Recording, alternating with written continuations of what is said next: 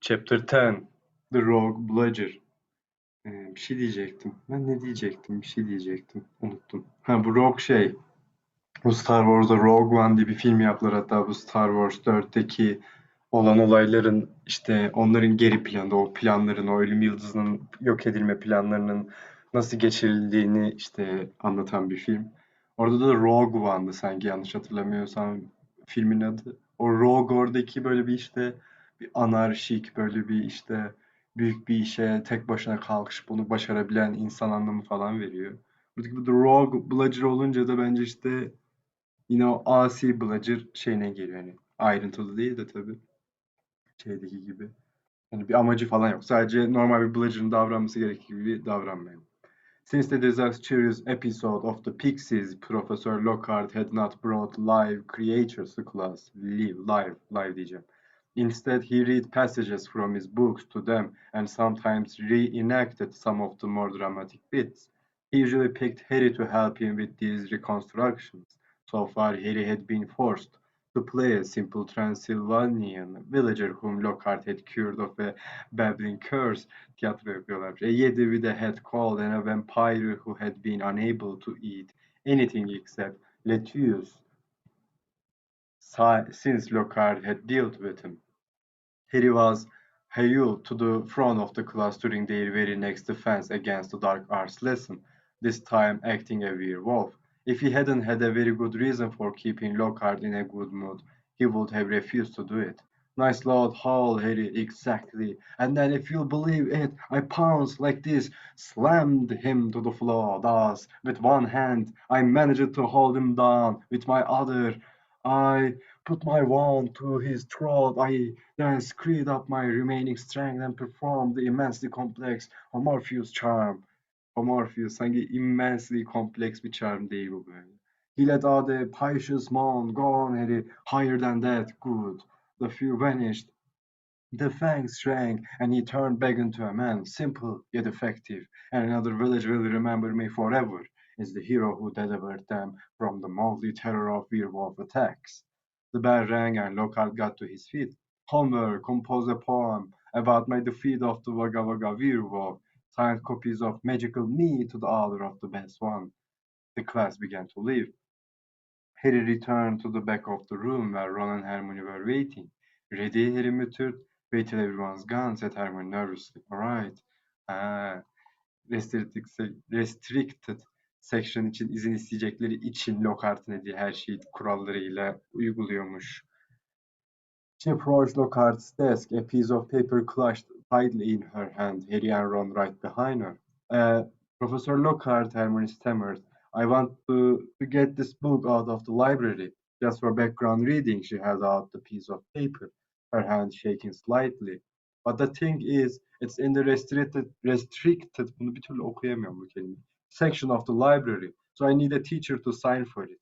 I'm sure it would help me understand what you say in Getting with Goals about slow-acting venoms. Ah, Getting with Goals, said Lockhart, taking the note from Hermione and smiling widely at her. Possibly my very favorite book. You enjoyed it? Oh, yes, said Hermione eagerly. So clever the way you trapped that last one with the tree strainer. Well, I'm sure no one will mind me giving the best student of the year a little extra help, said Lockhart warmly. And he pulled out an enormous peacock quill. Yes, nice, isn't it? He said, misreading the revolted look on Ron's face. I usually save it for book signings, herhalde. He scrawled an enormous loopy signature on the note and handed it back to Hermione. So Harry, said Lockhart, while Hermione folded the note with foaming fingers and slipped it into her bag. Tomorrow's the first Quidditch match of the season, I believe. Gryffindor against Slytherin, is it not?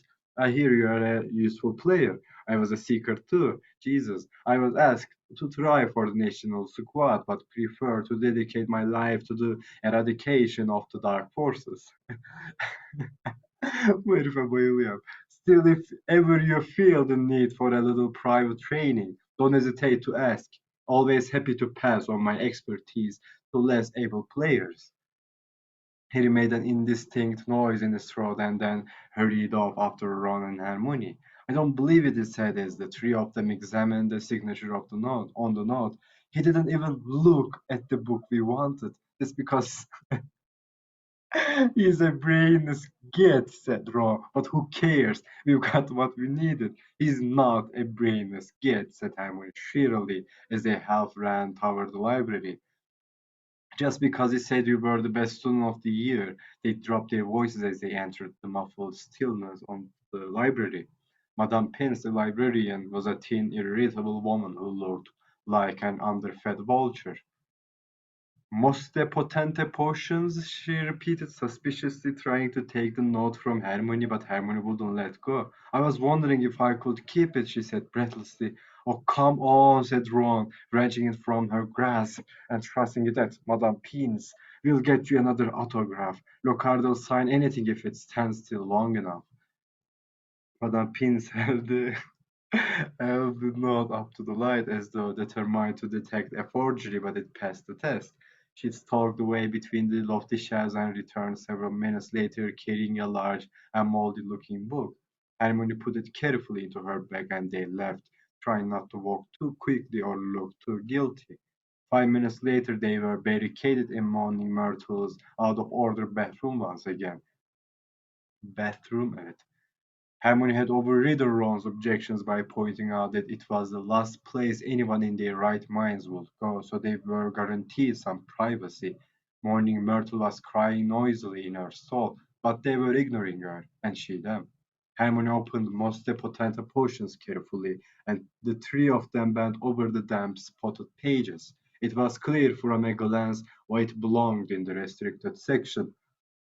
Some of the portions had effects almost too gruesome to think about, and there were some very unpleasant illustrations, which included a man who seemed to have been turned inside out and a witch sprouting several extra pairs of arms out of her head. Here it is, said Hermione excitedly as she found the page headed the Polyjuice Potion. It was decorated with drawings of people halfway through transforming into other people. It is sincerely hoped the artist had imagined the looks of intense pain on their faces. This is the most complicated potion I've ever seen, said Hermione as he scanned the recipe. Let's having flies, leeches, flaxweed, and nutgrass, he murmured, running her finger down the list of ingredients. Well, they're easy enough. They're in the student store cupboard. We can help ourselves. Oh, look, powdered horn of a bicorn. Don't know where we're going to get that. Shredded skin of a boom slang, that'll be tricky too. And of course a bit of whoever we want to change into. Excuse me, said Ron sharply. What do you mean a bit of whoever we're changing into? I'm drinking nothing with crab's toenails in it. Hermione continued as though she hadn't heard them. We don't have to worry about that yet though, because we had those bits last. Ron turned speechless to Harry, who had another worry. Do you realize how much we're going to have to steal, Harmony? Shredded skin of a bomb slang? That's definitely not in the students' cupboard. What are we going to do? Break into Snape's private stores? I don't know if this is a good idea. Hermione shut the book with a snap. Well, if you two are going to chicken out, tavukluk edecekseniz diye. Fine, she said. There were bright pink patches on her cheeks and her eyes were brighter than usual. I don't want to break rules, you know. I think threatening muggle-borns is far worse than brewing up a difficult potion. But if you don't want to find out if it's Malfoy, I'll go straight to Madame Pince now and hand the book back in derken tam blöf yediler direkt. I never thought I'd see the day when you'd be persuading us to break rules, said Ron. Right, we'll do it, but not toenails, okay? How long will it take to make anyway, said Harry as Hermione, looking happier, opened the book again. Well, since the flaxseed has got to be picked at the full moon and the lace wings have got to be steeped for 21 days, I'd say it'd be ready in about a month.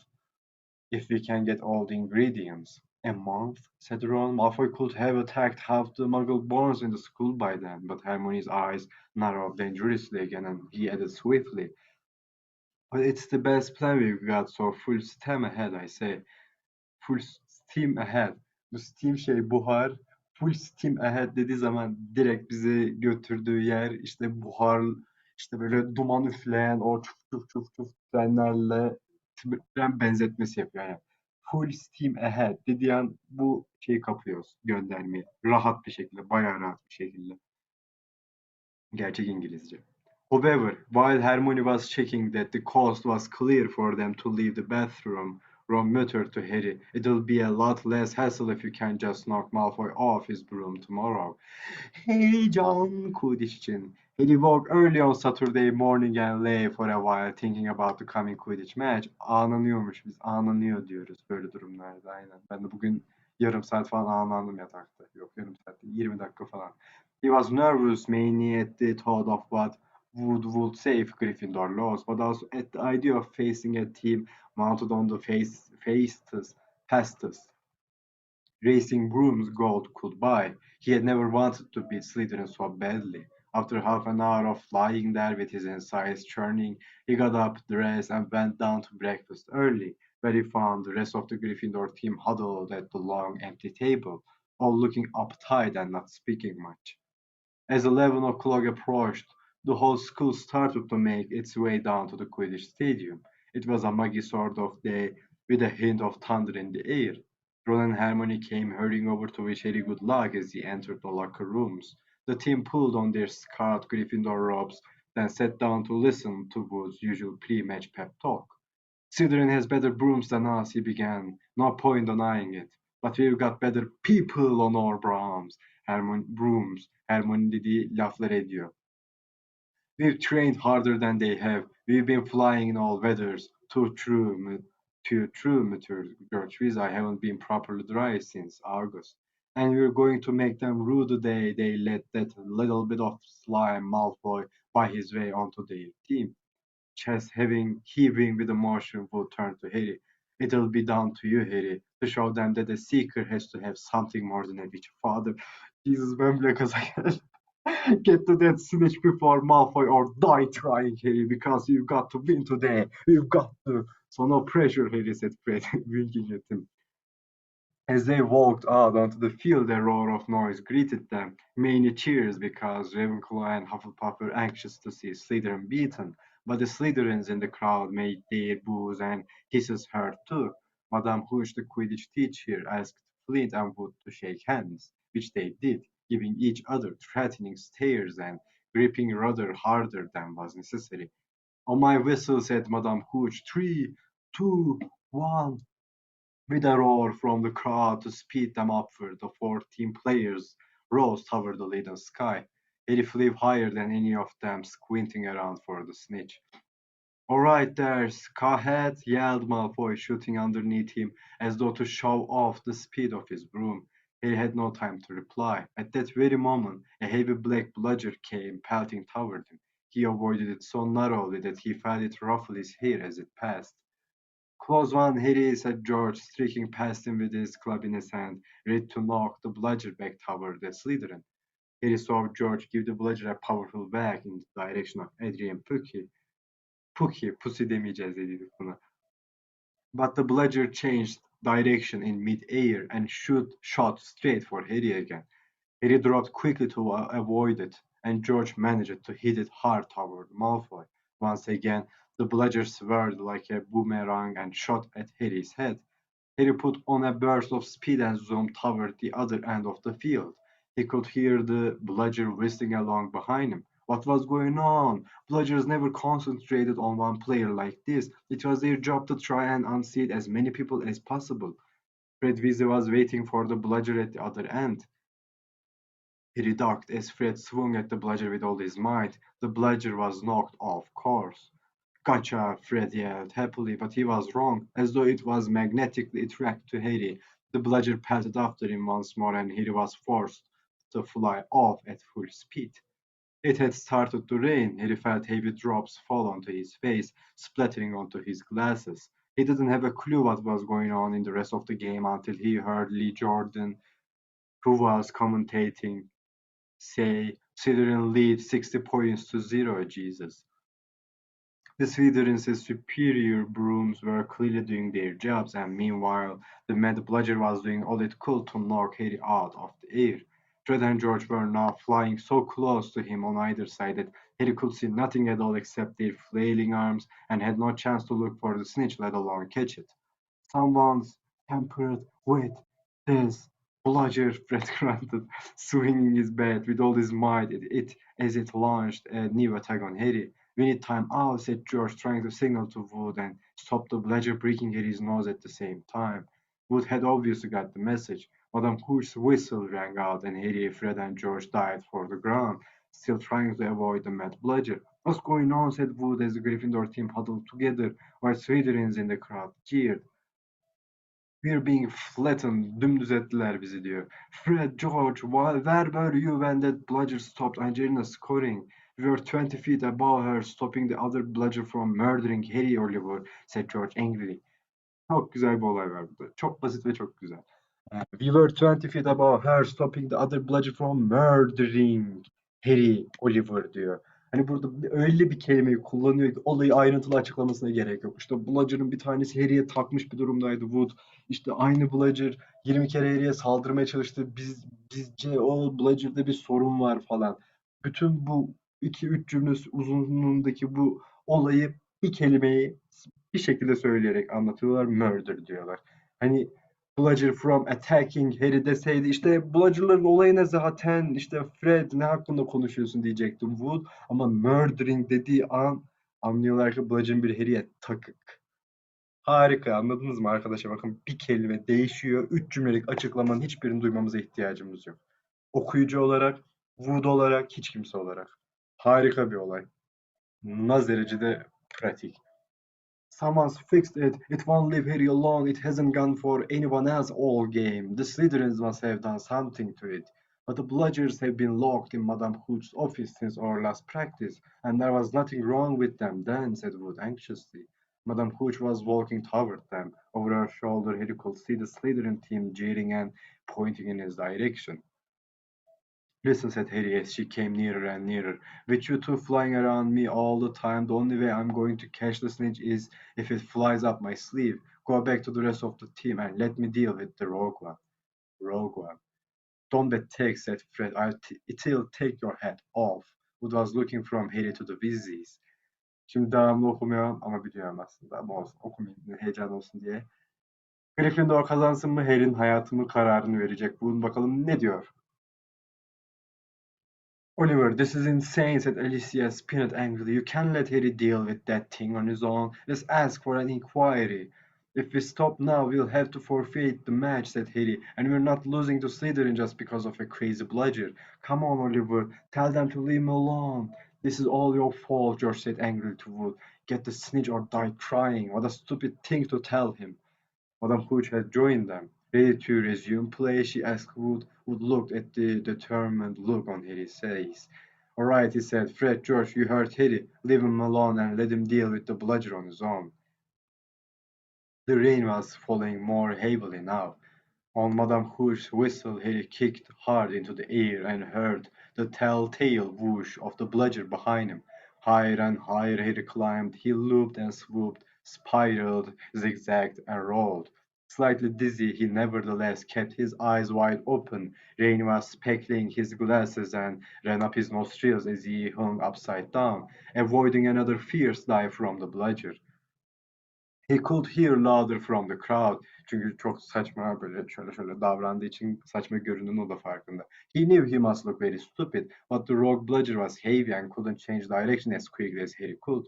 He began a kind of roller coaster ride around the edges of the stadium, squinting through the silver sheets of rain to the Gryffindor goal posts, where Adrian Pookie was trying to get past Wood.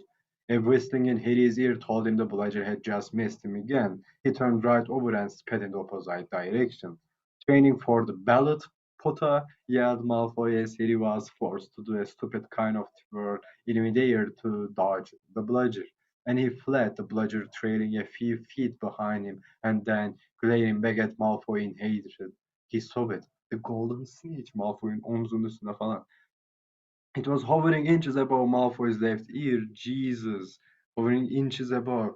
Şurada falan uçuyor. Sesini falan bile duymuyor demek ki. And Malfoy, busy laughing at Harry, hadn't seen it. For an agonizing moment, Harry hung in midair, not daring to speed toward Malfoy in case he looked up and saw the snitch. Boom! Ah! Ben dedim o Bludger'ı çünkü ben de birden Snitch deyince Bludger'ı unuttuydum kafamda. He had stayed still a second too long. The bludger had hit him at last, smashed into his elbow. Elbow dedi. Ha, tamam evet. And Harry felt his arm break. Dimly dazed by the searing pain in his arm, he slid sideways on his rain-drenched broom, one knee still crooked over it, his right arm dangling useless at his side. The bludger came pelting back for a second attack, this time aiming at his face. Harry swerved out of the way, one idea firmly lodged in his numb brain. Get to Malfoy. Evet. Through a haze of rain and pain he dived for the shimmering, sneering face below him and saw its eyes widen with fear. Malfoy thought he was attacking him. What the? He gasped, careening out of Harry's way. Harry took his remaining hand off his broom and made a wild snatch. Snatch diye güzel bir film var. Brad Pitt falan oynuyor. He felt his fingers close on the cold snitch, but was now only gripping the broom with his legs. And there was a yell from the crowd below as he headed straight for the ground, trying hard not to pass. Aa tamam yakalamış.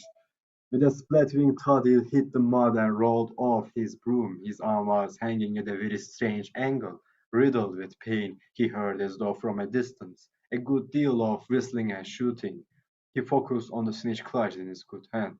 Aha, he said vaguely, we won, and he fainted. He came around, rain falling on his face, still lying on the field with someone leaning over him. He saw a glitter of teeth. Oh, glitter of teeth'ten direkt parıl parıl dişleri olan bir Lockhart gördüğümüzü anlıyoruz. Oh no, not you, he moaned. Doesn't know what he's saying, said Lockhart, loudly to the anxious crowd of Gryffindors pressing around them. Not to hurry, Harry. I'm about to fix your arm. Lockhart, Ron, işte Hagrid. Bunların bu tepkileri o kadar böyle kolay yapılabiliyor oluyor ki böyle. Benim tarafımdan, okuyucu tarafından onları çok seviyorum onun için. Aynen. No, said Harry, I'll keep it like this, thanks. He tried to sit up, but the pain was terrible. He heard a familiar clicking noise nearby. I don't want a photo of this, Colin said loudly. Lie back, Harry, said Lockhart soothingly. It's a simple charm I've used countless times. Why can't I just go to the hospital wing, said Harry through clenched teeth. He should really, Professor, said a muddy Wood, who couldn't help grinning even though his seeker was injured. Great capture, Harry, really spectacular. Your best yet, I'd say. Through the thicket of legs around him, he spotted Fred and George Weasley wrestling the road bludgeon into a box. It was still putting up a terrific fight. Stand back, said Lockhart, who was rolling up his jade green sleeves. Şöyle kollarını çeviriyor. No, don't, said Harry weakly, but Lockhart was twirling his wand, and a second later had directed it straight at Harry's arm. A strange and unpleasant sensation started at Harry's shoulder and spread all the way down to his fingertips. It felt as though his arm was being deflated. He didn't dare look at what was happening. He had shut his eyes, his face turned away from his arm. But his worst fears were realized as the people above him gasped, and Colin Creevy began clicking away madly. His arm didn't hurt anymore, nor did it feel remotely like an arm. Ah, said Lockhart. Yes, well, that can sometimes happen. But the point is, the bones are no longer broken. That's the thing to bear in mind. So, Harry, just toddle up to the hospital wing. Mr. Weasley, Miss Granger, will you escort him? And Madame Pomfrey will be able to tidy you up a bit. As Harry got to his feet, he felt strangely lopsided. Taking a deep breath, he looked down at his right side. What he saw nearly made him pass out again. Poking out of the end of his robes was what looked like a thick, flesh-colored rubber glove. Bu cansızmış gibi düşünelim. Şu an böyle bir şey. He tried to move his fingers. Nothing happened. Lockhart hadn't mended Harry's bones. He had removed them. Removed them all. Kill them all. Tamam boş yapıyorum. Unutun. Madame Pomfrey wasn't at all pleased. You should have come straight to me, she raged, holding up the sad, limp remainder of what half an hour before had been a working arm. I can mend bones in a second, but growing them back, you will be able to, won't you, said Harry desperately. I'll be able to, certainly, but it will be painful, said Madame Pomfrey grimly. Throwing Harry a pair of pajamas. Pijamas, P-Y-J falan. Orada bir Y olması lazım. Neden yoktu? Rahatsız oluyorum bu Harry Potter'da. Pijaması o Y'siz görünce. You'll have to stay the night. Hermione waited outside the curtain drawn around Harry's bed while Ron helped him into his pajamas. It took a while to stuff the rubbery, boneless arm into a sleeve. How can you stick up for Lockhart now, Hermione? Eh? Ron called through the curtain as he pulled Harry's limp fingers through the cuff. If Harry had wanted the boning, he would have asked. Anyone can make a mistake, said Hermione, and it doesn't hurt anymore, does it, Harry? No, said Harry, getting into bed, but it doesn't do anything else either. As he swung himself onto the bed, his arm flapped pointlessly. Hermione and Madame Pomfrey came around the curtain. Madame Pomfrey was holding a large bottle of something labeled Skelegro. Skeleton Grove'un kısaltma haline şey yapmışlar. İlk sırada. Bizde bu Türkçe'de ne var? Bu örnek ateş kesici. Ha mesela ateş düşürücü yerine atedü falan deseler böyle olur. You're in for a rough night, she said, pouring out a steaming beaker full and handing it to him. Regrowing bones is a nasty business. Bu laf öyle bir şey güçlü cümle. Regrowing bones is a nasty business. Hiç aklımdan çıkmadı. Bunu ilk defa okuduğumdan beri. So I was taking the Skele-Gro. It burned his mouth and throat as it went down, making him cough and splutter, still tooting about dangerous spores and inept teachers. Madame Pomfrey retreated, leaving Ron and Hermione to help Harry gulp down some water. "We won, though," said Ron, a grin breaking across his face. "That was some kid you made." Malfoy's face. He looked ready to kill. "I want to know how he fixed that bludger," said Hermione darkly. "We can add that to the list of questions we'll ask him when we've taken the polyjuice potion," said Harry, sinking back onto his pillows. "I hope it tastes better than this stuff. If it's got bits of Slytherins in it, you've got to be joking," said Ron. If it's Bu cümleyi yanlış bir tonda okudum, onun için tekrar okuyorum. If it's got bits of Slytherins in it, you've got to be joking, said Ron. Bu daha doğruydu. The door of the hospital wing burst open at that moment. Filthy and soaking wet, the rest of the Gryffindor team had arrived to see Harry. Bu Filthy görünce aklıma direkt iki şey geldi. Birincisi Flint, ikincisi de Filch.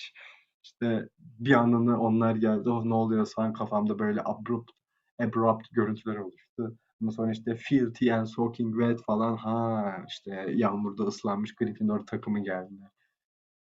"Unbelievable flying, Harry," said George. "I've just seen Marcus Flint yelling at Malfoy something about having the snitch on top of his head and not noticing." Malfoy didn't seem too happy. They had brought cakes, sweets, and bottles of pumpkin juice. They gathered around Harry's bed and were just getting started on what promised to be a good party when Madame Pomfrey came storming over, shouting, "This boy needs rest. He's got 33 bones to regrow. Out! Out!" And he was left alone, with nothing to distract him from the stabbing pains in his limp arm. Hours and hours later, he woke quite suddenly in the pitch blackness and gave a small yelp of pain. His arm now felt full of large splinters. For a second, he thought that was what had woken him. Then, with a thrill of horror, he realized that someone was sponging his forehead in the dark. Sponging, terini siliyor. Sponging. Evet yine güzel bir laf. Hani süngerin biz suyu emicilik açısından sünger kadar kuvvetli nesnelerin olmadığını biliyoruz. Onun için sponging yine o benzetme yoluyla bir fiile dönmüş. Hani craning dediydik. Bu turna gibi boynunu uzatma falan. Çok harika. Bu fiiller çok harika. Anladınız mı? Yani gerçekten çok harikalar. Bunları doğru bir şekilde kullanacağınızı biliyorsanız bunları kullanın. Harikalar çünkü. Get off his head loudly and then Dobby. He, madam şeye bağıracaktın yani. O kadıncağıza. Öldürürüm lan seni Harry. İt. Şeye bak ya. Artist. The Hazel's goggling tennis ball eyes were peering at Harry through the darkness. A single tear was running down his long pointed nose. Harry Potter came back to school, he whispered miserably. Dobby warned and warned. Harry Potter answered. Why didn't you heed, Dobby? Why didn't Harry Potter go back home when he missed the train? Harry heaved himself up on his pillows and pushed Dobby's sponge away. "What are you doing here?" he said. "And how did you know I missed the train?" Dobby's lip trembled, and Harry was seized by a sudden suspicion. "It was you," he said slowly. "You stopped the barrier from letting us through." "Indeed, yes, sir," said Dobby. nodding his head vigorously, ears flapping. Dobby hid and watched for Harry Potter and sealed the gateway, and Dobby had to iron his hands afterward. He showed Harry 10 long bandaged fingers, but Dobby didn't care, sir, for he thought Harry Potter was safe, and never did Dobby dream that Harry Potter would get to school another way. He was rocking backward and forward, shaking his ugly head. Dobby was so shocked when he heard Harry Potter was back at Hogwarts. He let his master's dinner burn. Such a flogging Dobby never had, sir. He slumped back onto his pillows. You nearly got Ron and me expelled, he said fiercely. You'd better get lost before my bones come back, Dobby, or I might strangle you. Dobby smiled weakly. Dobby is used to death threats, sir. Dobby gets them 5 times a day at home. He believed his nose on a corner of the filthy pillowcase, he roared, burnunu silmiş, looking so pathetic that Harry felt his anger ebb away in spite of himself. Why do you wear that thing, Dobby asked curiously. This, sir, said Dobby. Üstünde Avengers var. Ben ondan dolayı giyiyorum. Plucking at the pillowcase, this is a mark of the house elf's enslavement, sir. Dobby can only be freed if his masters present him with clothes, sir. The family is careful not to pass Dobby even a sock, sir, for then he will be free to leave their house forever and ever. Gerçek İngilizce forever and ever. Dobby mopped his bulging eyes and said suddenly, Harry Potter must go home. Dobby thought his bludger would be enough to make your bludger, said Harry, anger rising once more. What do you mean, your bludger? You made that bludger try and kill me? Not kill you, sir, never kill you, said Dobby, shocked. Dobby wants to save Harry Potter's life. Better send home, grievously injured, than remain here, sir. Dobby only wanted Harry Potter hurt enough to be sent home. Oh, is that all? Said Harry angrily. I don't suppose you're going to tell me why you wanted me sent home in pieces. Ah, if Harry Potter only knew, Dobby groaned, inlemiş, more tears dripping onto his ragged pillowcase. If he knew what he means was to the lowly, the enslaved, we dregs. Ne oluyor? Nasıl oluyor lan böyle bir şey? Ha. We dregs of the magical world. Dobby remembers how it was when he who must not be named was at the height of his powers, sir. Powers, sir. He who must not be named, bu bayağı uzun süre. You know who 3 kelimede ama hani bu he who must not be named diyen insan bence daha fazla korkuyordur Voldemort'tan you know who diyene kıyasla. We ourselves were treated like vermin, sir. Of course, Dobby's bunun justification'ı mı denir? Bunun kanıtını şeyde göreceğiz. 7. kitapta, son kitapta. Of course, Dobby is Of course, Dobby is still treated like that, sir, he admitted, drying his face on the pillowcase. Demek ki Dobby, Voldemort'un güçte olduğu zamanlar evcinlerinin treat edildiği gibi şu anda treat ediliyorsa demek ki Voldemort'u cidden seven bir insan onun aslında master'ı. Harry, niye bunu anlamıyorsun? Harry. Of course, Dobby is still treated like that, sir, he admitted, drying his face on the pillowcase, but mostly, sir, life has improved for my kind since you triumphed over he who must not be named. Harry Potter survived, and the Dark Lord's power was broken, and it was a new dawn, sir, and Harry Potter shone like a beacon of hope for those of us who thought the dark days would never end, sir. And now at Hogwarts, terrible things are to happen, are perhaps happening already, and though we cannot let Harry Potter stay here now that history is to repeat itself, now that the Chamber of Secrets is open once more,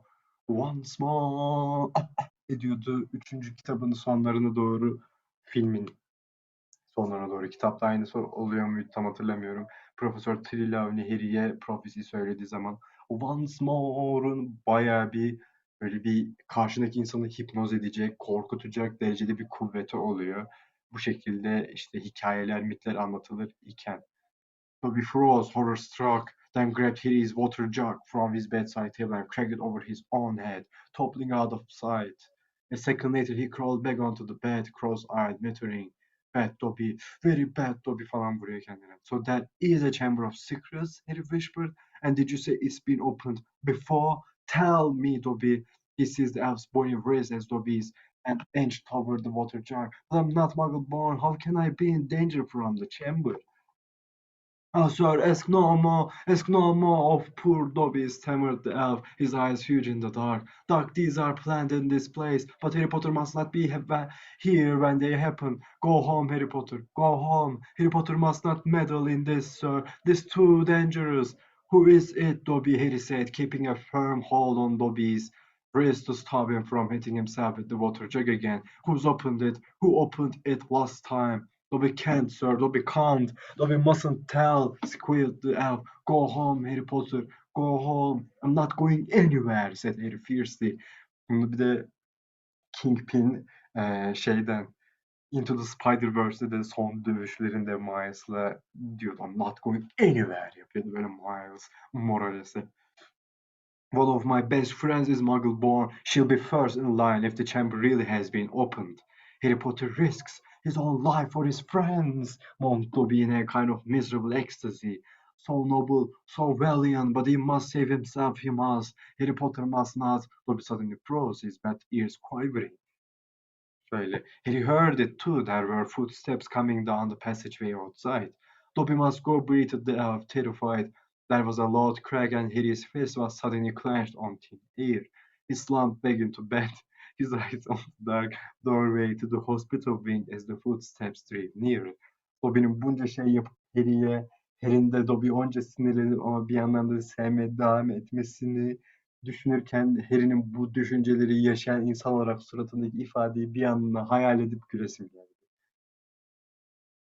Next moment, Dumbledore was backing into the dormitory, wearing a long woolly dressing gown and a nightcap. He was carrying one end of what looked like a statue.